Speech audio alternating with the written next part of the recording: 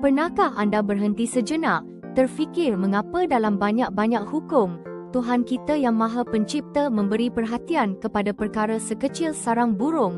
Dalam kitab suci Ulangan bab 22 ayat 6, ada satu perintah yang mungkin nampak sederhana, namun syarat dengan makna yang mendalam dan kasih sayang yang tak terhingga. Firman-Nya jelas berbunyi, apabila kamu menjumpai sarang burung di jalan atau di atas pokok, yang ada induknya mengeram anak-anaknya atau telur-telurnya, janganlah mengambil induk dan anak-anaknya sekali. Fikirkanlah, Tuhan kita tidak sanggup melihat induk burung itu bersedih dan menderita kehilangan semua anaknya. Ini menunjukkan betapa telitinya kasih dan belas kasihannya.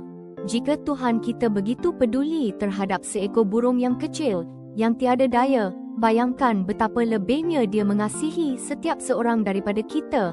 Anak-anaknya, kasihnya untukmu bukan sekadar umum, tetapi sangat peribadi, mendalam dan penuh belas kasihan. Setiap kegembiraan, setiap air mata, setiap perincian hidupmu adalah penting baginya.